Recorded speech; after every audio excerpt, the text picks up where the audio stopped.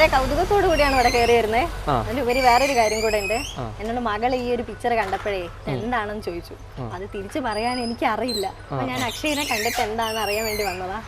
ഒന്ന് ഇതിനെ കുറിച്ചൊക്കെ ഒന്ന് പറഞ്ഞുതരുമോ?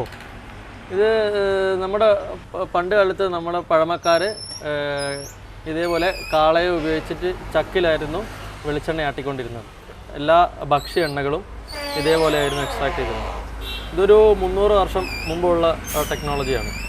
ഇത് തീരെ ചൂടാകാതെയാണ് എക്സ്ട്രാക്ട് ചെയ്യുന്നത്. അപ്പോൾ ഇതൊരു സ്ലോ പ്രോസസ്സിലായതുകൊണ്ടും ഇതിന് ചൂടാകാത്തതുകൊണ്ട് ഇതിൻ്റെ സ്മെല്ല് ഡിഫറൻസ് ഉണ്ടാവും. ഇതൊരു തേങ്ങാപ്പാലിൻ്റെ സ്മെല്ലായിരിക്കും.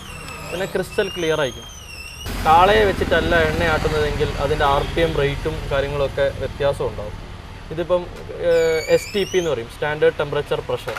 ബുള്ള് നടക്കുമ്പോഴുള്ള മെഷീൻ്റെ RPMഉം നോർമൽ മെഷീനറീസിൻ്റെ RPMഉം ഡിഫറെൻ്റ് ആണ്. ഇത്രയും വളരെ സ്ലോ മോഷനിലാണ് ഇത് എക്സ്ട്രാക്ട് ചെയ്യുന്നത്. അപ്പോൾ അതുകൊണ്ടാണ് ഇത് യാതൊരു കാരണവശാലും ചൂടാകത്തുള്ളൂ. ഈ പരമ്പരാഗത ചക്കിലേക്ക് തിരിയാനുണ്ടായ ഒരു സാഹചര്യം ഉണ്ടാവുമല്ലോ, ആ തോട്ട് എങ്ങനെയാണ് വന്നത്? നമ്മൾ ബേസിക്കലി ഒരു അഗ്രികൾച്ചർ ഫാമിലിയാണ്, ഒരു കാർഷിക കുടുംബമാണ്.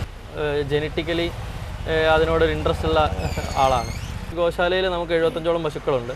അപ്പോൾ ഈ പശുക്കളിൽ കാളക്കിടാക്കളെ എന്ത് ചെയ്യാം എന്നുള്ള ഒരു ചിന്തയിൽ നിന്നാണ് ഇങ്ങനെ ഒരു ആശയം രൂപം കൊള്ളുന്നത്. പല ആളുകളും പറയും ഇതൊരു പീഡനമല്ലേ, ഇങ്ങനെ ഇതിനെ ദ്രോഹിക്കണമെന്നൊക്കെ.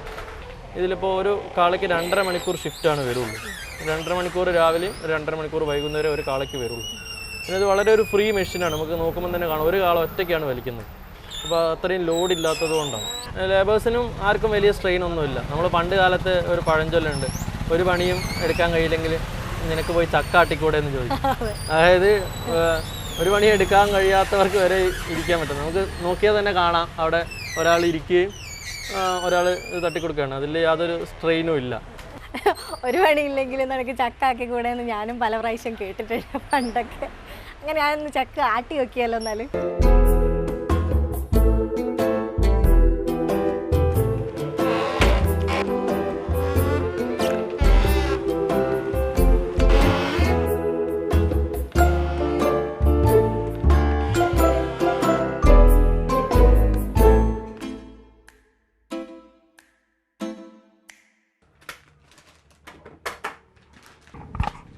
അങ്ങനെ ഞാൻ ആട്ടിയ ചക്കിലെ വെളിച്ചെണ്ണ ഞാൻ തന്നെ വാങ്ങിയിട്ടുണ്ട്. അരുൺ കിഷോറിനൊപ്പം നയൻതാര, മാതൃഭൂമി ന്യൂസ്, കോഴിക്കോട്.